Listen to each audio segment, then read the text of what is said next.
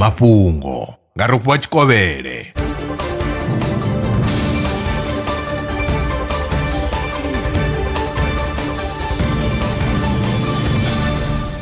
Vha kha ḓi vho thetshelesa Belrand News hu tshi khou tevhela mafhungo. Kha bammbiri ntswa yo gandiswaho kha dzhenele ya Neural Mage, vhorasaintsi vha ri vho wana uri maluvhi a vhathu, mmbwa na nguluvhe a na maitele a fanaho kha u pfesesa miungo ya maipfi. Vha ri mawanwa a sokou bvisela khagala vhudzivha ha midzi ya u pfesesa miungo ya maipfi fhedzi a dovha a sumbedza ndeme ya u guda zwipuka zwine zwa vha tsini na vhathu u itela u pfesesa khwine vhuluvhi ha muthu. Tsedzuluso yo rangwa phanḓa nga Eötvös-Loránd University ngei kha ḽa Hungary. Vhorasaintsi vha khou ita khuwelelo ya uri hu dzhiwe maga o khwaṱhaho malugana na tshikafhadzo ya mufhe nga mapuḽasitiki maṱuku a sa vhonali nga maṱo. Hu khou anganywa uri mapuḽasitiki a thani dzi hovhelelaho milioni dza ṱahe a swika kha dzingamufhe ṅwaha muṅwe na muṅwe. Tsedzuluso yo rangwaho phanḓa nga Yunivesithi ya Manchester yo gandiswa kha Journal ya Current Pollution Reports.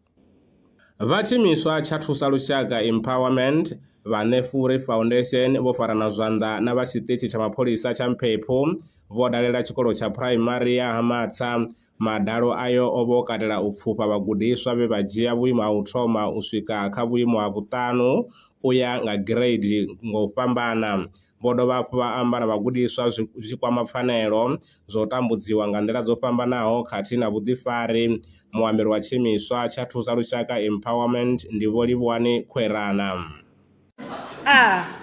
Nṋe ndi pfhi Livhuwani Khwerana ane a vhidziwa nga Miya Mulweli hafha kha tshiimiswa tsha thusa lushaka Empowerment na Nefuri Foundation.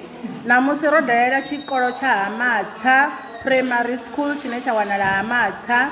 Zwo vha zwavhuḓi musi ri tshi khou ḓi wana ri khou ḓo awada vhana vha tshikolo kha term 2 ro awada grade 3 u swika grade 7 from top 5. It was very nice, the percentage was good.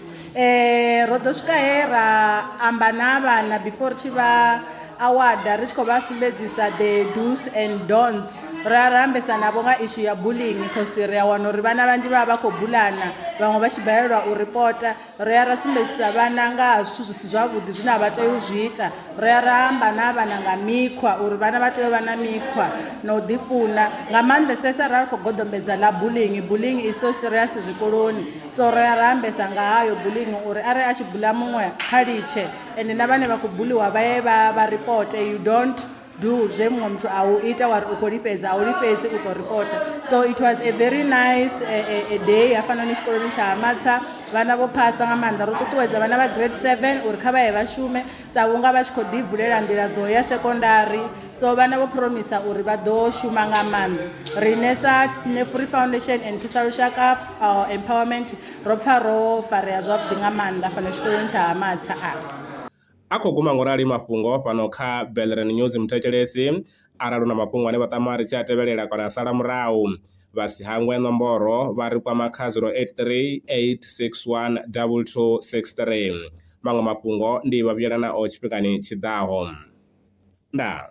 Lwa miṅwaha I fhiraho fusumbe dzina ḽithihi fhedzi ndi ḽone ḽi bvaho phanḓa khou endedza vhadzulapo vha ḽa Afrika Tshipembe. Mulaudzi Transport Service ndi khamphani yavho ine ya vha endedza u ya na u vhuya mishumoni nyendo dza kule na tsini, hu tshi katela na u welekanywa mikano ya mashango a tsini na Afrika Tshipembe. Ri vha endedza vha swika hune vha khou ya vho tsireledzea. Arali vha tshi ṱoḓa u bva nga tshigwada u dzhenela vhuṱambo vhufhio na vhufhio, kha vha ri fhulufhele ngauri ri ḓo vha swikisa nga tshifhinga. Vha nga ri kwama kha nomboro dzi tevhelaho 083 227 0606. Mulaudzi Transport Service, no place is too far to reach. Zwino ri tshi khou amba vha nga vha sa ḓivhi uri masheleni a u tandulula thaidzo ine vha vha nayo vha ṱo a wana gai, vha songo tsha ṱwa vha tshi rengwa nga ṱhoho lini. Belrand Brands I hanefha tsini na vhone. Ri ḓo vha thusa u bva kha 500 u swika kha 4000 randa. Riṋe ri khou ṱoḓa tshiḽipi tsha muholo, khophi ya basa, 3 months bank statement na proof of residence. U bva afho tshelede I khou ṋamba ya dzheniswa nga murahu ha zwiminetse nyana. Kha vha rumele WhatsApp zwino 072 019 5843. Belrand Brands ndi vha hadzimiswa masheleni vho ḓi ṅwaliselaho.